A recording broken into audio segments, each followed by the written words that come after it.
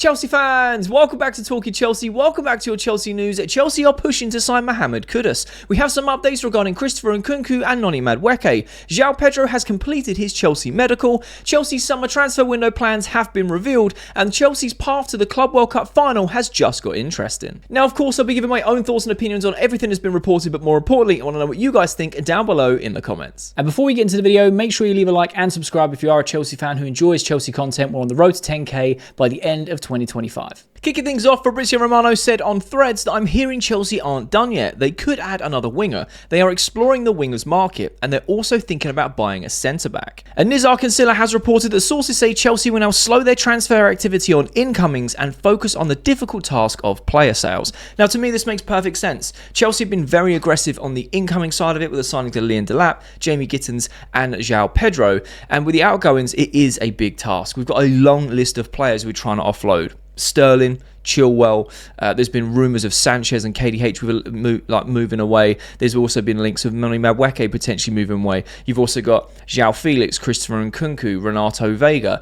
Petrovic wants to move away. It's going to be a big task for Chelsea to try and offload all of these players. However, there is a lot of money tied up in these players, so this makes perfect sense to me. And going to what Fabrizio Romano was saying, that he hears that Chelsea are still looking in that winger market. We know that we're heavily linked with Mohammed Kudus, who we're going to speak about later in the video, so make sure you keep watching. And he also expects us to sign a centre-back. Now, for Chelsea fans, we've all been screaming out for this. We know we needed a left winger because we had a gaping hole there with no Sancho, Mudryk not playing.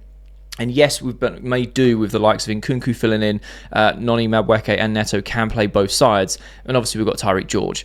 So now we've got the signing of Gittins and we're linked with another winger. I think that would be perfect and that would be it. We're done in that sense. But when it comes to centre-back, we know that we need a new centre-back, and some Chelsea fans, or a lot of Chelsea fans, are still calling for a new goalkeeper. And I think that that's kind of risen even more based on the fact that we were linked with Mike Maignan and we missed out on a few £1 million. So I feel like across the summer, we will get another winger in and we will get a goalkeeper and a centre-back in, but I don't think that it's going to be as quick as the main priority targets that Chelsea got in straight away, like your Delaps, Joao Pedro, Gittins, because they were on the radar for a long time.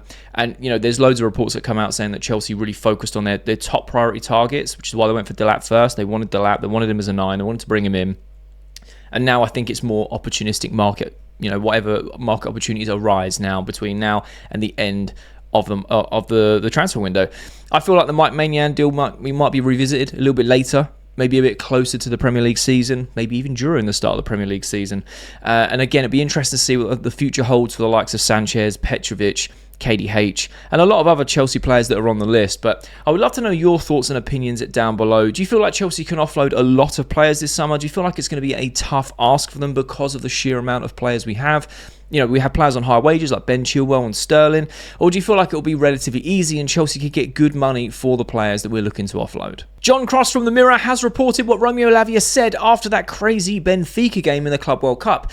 Romeo Lavia insists Chelsea have gained a lot from the craziest game he has ever played in against Benfica. He says, "We were just celebrating a win and the qualification. Nothing wrong with that. Yes, we definitely gain a lot from that result, but at the same time, we feel as if we are ready to do what we need to do, and we were feeling very confident before the game." Now, this is very, very important and also very interesting to me. We have seen a mentality shift in this Club World Cup from Maresca and from the players. The attitude of how we're playing, the way that we're playing, the way we played against Benfica, we were suffocating them for the entire game. We looked so up for it. I think it was one of the best games we played in the tournament so far in terms of starting well and wanting to win the game. Yes, we didn't, convert as many of the chances that we created. Of course, we take that out of it. I'm talking about the mentality and the way we set up and the tactics. It was spot on. Benfica couldn't get out of their half for most of the game. They had a couple of chances here and there, but they didn't really create too much that put us at threat. And yes, we had that wild sort of 2-hour interval and all of that. And yes, the game did change. But again, Chelsea bounced straight back after that weird spell of 10-15 minutes, and we capitalised and scored another 3 goals. And you could just see that Chelsea were really up for it. And Enzo Maresca is currently experimenting with this like 4-2-2-2 and different tactics and different rotation of players. And to be honest, I'm really liking it because it does give us a completely different dynamic. We've now signed a lot more Enzo Maresca profile players that I feel could fit into this system perfectly, or hopefully they should if they're the right profiles for Maresca. Otherwise, why did we sign them, right? I think it's just going to be a very interesting transition period now for Chelsea from the end of last year to the start of this season. And the mentality of these players, they now know what it takes to win a trophy. They know they've got that winning mentality instilled in them. They fight for this manager, which you can clearly see. So I really respect what Lavia is saying there. He's basically saying, look, we're celebrating the win and the qualification. We learned a lot from that game. But the fact that they felt confident before this game is a massive, massive step forward in the right direction, in my opinion, in terms of the mentality of the team. Levi Colwill was also come out and said that, winning wasn't an option. That's what we had to do, and that's a massive attitude shift from just a few months ago when it was like, we take every game as it comes and we want to try and win as many games and get as many points. This is like, no, winning is the only option. This is what we have to do, and that's a big shift. So very curious to know your thoughts regarding Romeo Lavia's comments and your thoughts on the Chelsea team mentality right now and the way that Maresca and the team get on so well, how they're playing, how Maresca's setting up with this new 4-2-2 system. Do you like it? Are you a fan of it? Do you see it working well during the season? Very curious to know your thoughts. And while we're talking about the FIFA Club World Cup, Chelsea's route to the Club World Cup final has been laid out, and Chelsea have got an extremely favourable route all the way to the final. There's been some wild results going on during the Club World Cup. Man City getting dumped out by Al Hilal, Fluminense beating Inter Milan comfortably. So now we've got the quarterfinals, which we were aware of. We've got Palmeiras, which is Saturday, 2 a.m. kickoff time here in the UK. Technically Friday over in the States. And then the semi-final will be the winner of Fluminense versus Al Hilal. What? Our branch has been so favourable to Chelsea, and we've also had some shock results as well. Now look, I always say this, if you've been a subscriber for a while, you always have to respect the competition, you have to respect your opponents, and you can only play who's in front of you. However, and I'm not saying that we should be getting to the final, we are expected to be getting to the final. However, this is an extremely favourable route where I do feel like our chances are in our favour. I feel like this is down to Chelsea now. It's in our hands more than anything. I feel like we can beat Fluminense on their day. I feel like we can beat Al Hilal on their day. However, the way that both teams have played in this tournament, they are not to be underestimated. They are not to be messed with. But you look at the other side of the branch, you still got Bayern Munich, Real Madrid, PSG. So, yeah, it's become extremely favourable for Chelsea, their route to the final. But this makes me a lot more excited. I've really enjoyed the Club World Cup and got into it as the tournament's gone on a lot more. Obviously, I care because Chelsea are playing, but then I'm starting to, get into more sides of the tournament and whatnot. It's been a really good tournament football-wise with shock results and, players playing well. I watched the PSG and the Miami game the other day. It was just PSG training game, basically. They are so frightening as a team. But it'd be very interesting, and I hope that Chelsea can get to the final if we play well against Palmeiras, which is a massive, massive ask. Facing up against Willian Esteval, we know how good he is, and we know how good these South American teams are in this competition. And then, again, winners of Fluminense and Al Hilal. I don't know who you would prefer. Let me know in the comments who you'd prefer. If we do qualify for the semis, who would you prefer to face? And then who do you think we could get in the finals? Because, like I said, you've got them three massive teams on the other side of like the quarterfinals and semis. So it could be very, very interesting that if we do well, we go through the quarters and semis, that final will be absolutely tasty. But let me know your thoughts and opinions down below in the comments. Fabrizio Romano has reported that it's understood that Joao Pedro has completed his medical as a new Chelsea player in the US. Contract to be signed today as it will be valid until June 2032. £55 million plus £5 million in add-ons to Brighton. It's been so quick that Chelsea have got this turnaround. 24 hours from basically reports to signing, and then he went straight from, I think he was in Brazil, straight across to the US where the base was to do the medical. Job's done. He can now play against Palmeiras on Saturday. I personally don't feel that he will start. It's a very, very quick turnaround. He might even not get any minutes, but potentially he will. Now, I know there'll be a few fans that say, well, hang on, we've signed him for the Club World Cup to register him. Of course, but at the same time, we've just signed him. He has to come in, have training sessions, meet the team, settle in, understand how Maresca wants him to play, all within like 3 days, 4 days max. Chelsea have had 2 days off for training, which was Monday and today of recording because of the heat and, as a reward, and then they're going to start training the rest of the week. So he'll be able to join for that, but I just don't know how much.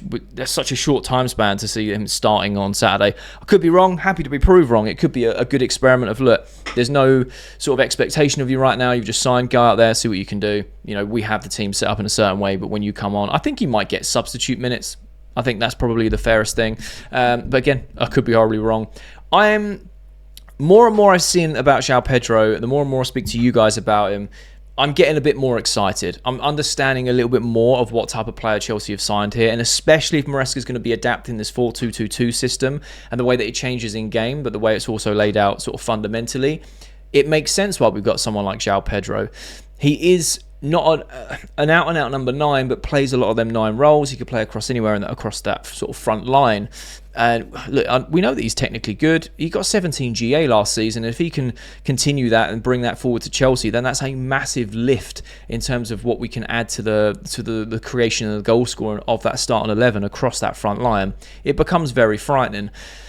Again, I'm hoping that he does well. I really do. I hope that he hits the ground running and plays well. The more and more I see about him, the more and more I learn about him, the more I'm getting a bit excited. I'm still on the fence in terms of, £60 million. Is that the right fee for him? Is it not? At the end of the day, we know it's not our money. That's just my only sort of thought process with it.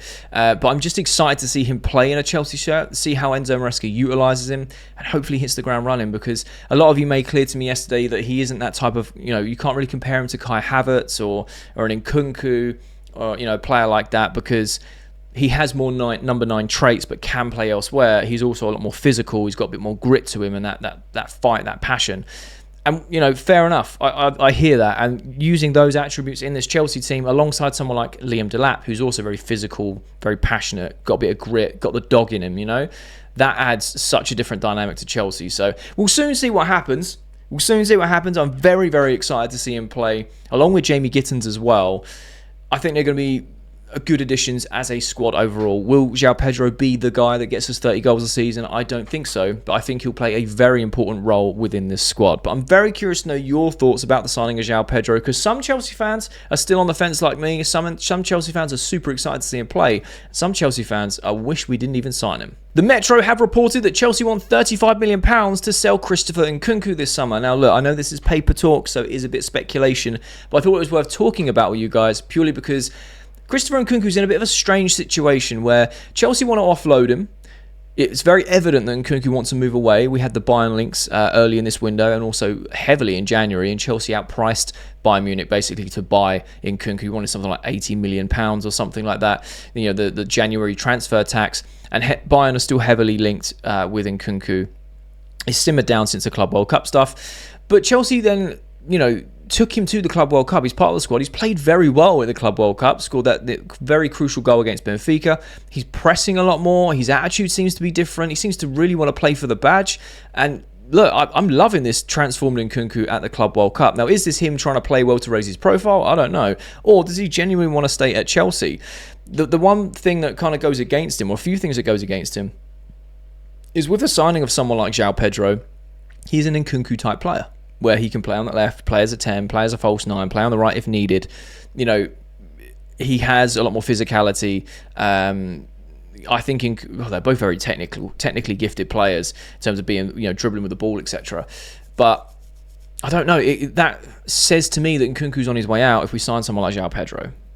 However, the way he's performed recently shows to me he wants to stay at Chelsea. Will Chelsea keep Nkunku and Joao Pedro? I don't think so. I think that Nkunku will probably more likely be off in the summer. I just thought it was interesting that £35 million is what's being quoted, considering I think we bought him for 45 or 55 million a few years ago. £35 million, would you be happy with that? Do you expect more for someone like Christopher Nkunku? Very curious to know your thoughts regarding Christopher Nkunku in general, because I wanted him to do well when we signed him. He was one of my favourite players in world football at the time, and then obviously he's had a very turbulent, emotional rollercoaster of a Chelsea career. And I still want him to do well, but a lot of fans are just frustrated with him because of his body language and the way he was performing, and it looked like he just didn't want to be there. But again, in this Club World Cup, he's really turned up. He's really turned it on. And it's almost like he's fighting for that place in the starting 11. And right now, I'm like, cool, if you want to play him, because he's actually performing really well with the pressing and, the link-up play. He's doing the dirty work, and he's also getting the goals now and trying to get involved in creating the chances. But I just thought it was interesting to see what the papers are saying. £35 million.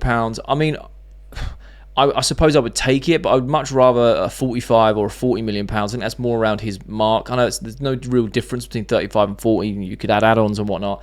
But I think that, we won't get as what we paid for him. I don't think we get, I think it was like 55 or maybe even 65. I don't think we'll get that. But 45 million, I think would be fair for Christopher Nkunku personally. Would love to know your thoughts and opinions down below. Do you think he stays at Chelsea, or will he leave this summer because we have signed Joao Pedro? Pletigol have reported that Arsenal have already submitted an offer to Noni Madueke. He could leave Chelsea and talks have started. They then continue to say that Arsenal have submitted a personal terms offer to Madueke. However, moments later, Fabrizio Romano then reported that no bids or proposals so far for Noni Madueke. However, he's on Arsenal's list. This is very interesting. This has happened a few times in the transfer window where a lot of reports say one thing and then a big report, whether it's David Ornstein or Fabrizio Romano, come out and say the complete opposite thing. Is this just a smokescreen? I don't know. We spoke about Noni Madueke. We know that Arsenal were interested. Chelsea put a £50 million price tag on him. Arsenal were kind of like, yeah, we're going to come back to that. We don't want to pay it right now, but we'll probably revisit it. And then this has come out of nowhere. Don't know whether this is just to sort of farm clicks or whatnot, if there's genuinely something behind it. Thought it was very interesting to talk with you guys. Would you keep Noni Madueke or would you let him go for the right price? Now, considering we've just spent £55 million on Joao Pedro, we spent a similar amount of money on Jamie Gittins. Do you want more or the same to what we've paid for those players? Do you think that Noni Madueke is worth 50 million or 60 million? Would you want to keep him full stop? I personally would like to keep Noni Madueke for next season because I think if you've got left and right wing of Jamie Gittins and Noni Madueke, that's frightening.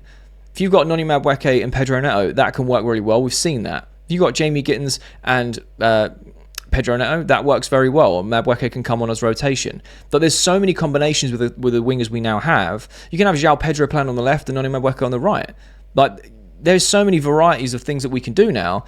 I would be so gutted if we got rid of him because I feel like this would be the season for him to really kick on, really go to the next level, because I feel like he's done well and he has progressed season by season. The Rim report saying that his development has stagnated, but he was still our highest goal scoring winger last season and he still had 15 GA. Neto has taken it to new heights with the Club World Cup and he's been the player of the tournament. I'm not disputing that. I'm not comparing them between the two, but I just think that Noni Madueke has a place in the squad as long as he works hard. Yes, we've made new additions that can also play in positions that he can too. And I know that we've got Esteval coming in, but I don't know. I just feel like I feel like Chelsea would regret it if we sold Madueke to Arsenal personally. But I would love to know your thoughts and opinions down below. Do you think there's anything to these reports? Do you feel like Chelsea are going to keep Noni Madueke, or will they cash in for him for around £60 million? Kieran Gill has reported that Chelsea have not ruled out a move for West Ham's Mohammed Kudus. However, the belief is the Blues would likely need to sell players before swooping for him, who is available for sale this summer. He goes on to report that Chelsea have looked at the possibility of sending players to West Ham in return for Mohammed Kudus, but sources at the London Stadium say that they are not interested in the potential trades that have been broached thus far. Fabrizio Romano also reported that Chelsea have spoken to Mohammed Kudus' agent, but nothing is advanced yet, while Tottenham are pushing strongly for the deal. Guardian Sport have also reported that West Ham are open to an offer of £60 million for Kudus and are attracting interest. Chelsea like that he could play across three positions, but it remains to be seen if they sign another attacker after signing Joao Pedro and Gittins. Now, this is getting very interesting for me. I feel like Mohammed Kudus is coming to Chelsea, and I feel like we could see a repeat of Willian when he was at Tottenham doing the medical and he completes it and Chelsea swoop in and go, yeah, we'll buy you if you want, and then the player goes, sweet, I'm off to Chelsea, thanks for the medical, bye. Because when Tottenham are interested in the player, 9 times out of 10 they do well in their signings in terms of when you see them announced, you go, that's a good signing for Spurs. Whether or not it translates on the pitch is a different story. We did it with Willian, which obviously came out and was quite funny for us Chelsea fans to kind of banter Tottenham fans about. And I feel like we could see something very similar for Mohammed Kudus, because if we go for Mohammed, I think he is such a level raiser for Chelsea. Now, we spoke about him for the last 2 days in videos, so I'm not going to constantly repeat myself too much, for people who do watch every day, which I really appreciate, but obviously for new viewers, Mohammed Kudus is a level, like a bar raiser, a needle mover, whatever you want to call it. He elevates this squad. And I think that would be a perfect squad to go into the new season with from an attacking standpoint. Having the likes of Delap, Jackson, Madueke, Neto, Gittins, Kudus, Palmer, Esteval, Nkunku if we keep him or let rid of him. I'm sure I've missed out on other players as well. But there's just a long list of players and a long list of combinations. Joao Pedro as well. Like, there's a long list of combinations that we can play with that can just constantly offer a threat going forward, whether it's to create goals or score them themselves. Maresca would have a field day. Now, if the reports are true and it's around £60 million, Just open the checkbook and pay the money. And I feel like Chelsea will do that once they start offloading players. Now, other thing that we've got working in our favour is obviously we're very strong in the PSR right now. I think we're like plus 300 million. And then we've also got the earnings from the Club World Cup, which is also like over 40 million pounds so far. We haven't even sold any players, and it's basically covered at least one and a bit of the 3 signings that we've already made. So we are in a very, very good position in terms of continuing to spend. But I do understand that Chelsea are more than likely not going to go for Kudus right now until we start selling players to then boost that money up a little bit more, or to see how far we get in the Food for Club World Cup. I don't feel like the Mohammed Kudus deal to Tottenham will happen instantly. I feel like someone like Mohammed Kudus, no one's really asked him what sort of move he wants. The only things we've heard from the player is that he's moved agents. And that just normally indicates that he's on the move. Right? 9 times out of 10 when players do that, that's usually what happens within that window or the next window that it's available. No one's asked him where he preferred to move, but there are so many players that are being bought and, buying into the project. It's unbelievable. Bayern Munich wanted Gittins. Gittins only wanted Chelsea. Joao Pedro only wanted Chelsea because he turned Newcastle down. There's so much about living in London and the project that Chelsea are building that players are getting excited about and buying into the system. Same with Liam Delap. Loved the project. Worked with Maresca before. There was a lot of connections there. So I feel like Mohammed Kudus will look at it and go, well, I can still stay in London. I can go across to Chelsea. They are, a very successful club. They've, recently just won a European trophy that, West Ham have also won as well. So he's familiar with that competition. They're playing Champions League football. You've got this young, exciting team that's being improved upon, finishing the top 4 last year. They can compete across all fronts. Will he get minutes? I personally feel like he would. I don't see him being a squad player, or he might be a squad player in rotation for someone like Palmer or on the right or on the left. But I feel like he will get a lot more minutes than just coming off the bench, because he's just a top quality player who's very clinical in his finishing, and he's also very smart in terms of his final third decisions. That's just me though. Just thought it was very interesting. £60 million is a lot less than the £84 million release clause, which I believe is active until the 10th or either the 8th or 10th of July for Premier League clubs. So again, I think that is another reason when we're going to hear a lot of talks. And I like the fact that speaking to his agent, kind of understanding how things are going to pan out. Tottenham are also massively interested. So there are clubs. Kudus was offered to Chelsea originally, and that's where the whole swap deal came from. And if I'm being honest, if West Ham wants £60 million cash and no players, they're not interested in trades, then fair enough, because I think Kudus is worth £60 million. If we were then to pay £60 million plus a Sanchez, plus a KDH with the 2 players who've been linked with that swap deal, I think that we are being taken for a mug a little bit. And that's just me personally. Pay the 60 mil if that's what you want. If it were they want 84 million but they'd take 60 million plus a player, cool, go with that. I think that is perfectly fine. If West Ham were willing to take less money, just pay the money. It's as simple as that, in my opinion anyway. If they're not interested in the swap deals of what we've presented, fair. But I feel like this is a prime opportunity for Chelsea to keep their foot on the pulse of things with Mohammed Kudus, because obviously we can see how things develop with Tottenham. And Chelsea can kind of pounce when the time is right. I don't feel like this is going to be a deal that's done over the weekend, over the next few days, in the before 24 hours after this video is uploaded. Obviously, I'd be happy to be proved wrong in that sense, but I feel like this will be a deal that takes a bit of time, because there is a lot of clauses, etc. And we're still in the sort of talking stages. But what I do like is Chelsea are also being aggressive with this and getting to a certain stage, and then they're going to go, right, okay, cool, we need to sell some players to fund this move, basically. And I think we're in a very strong position in terms of earning from the Club World Cup and selling players, because we have a long list of players that we can sell for decent money, to be fair.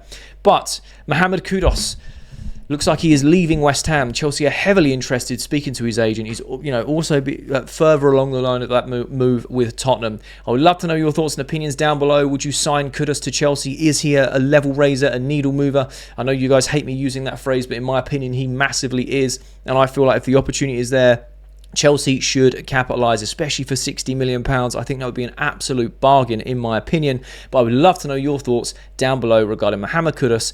Does he end up at Chelsea? Does he end up at Tottenham? Is 60 million the right price? And that's all the latest Chelsea news. Let me know your thoughts and opinions on everything that's been reported down below in the comment section. I love having a conversation with you guys. And if you have watched this video all the way to the end, firstly, you're a real one, and I mean that, you're a real one. But secondly, there'll be a thumbnail appears on the screen. So if you are a Chelsea fan who enjoys Chelsea content, make sure you click that thumbnail, because you'll enjoy that video too.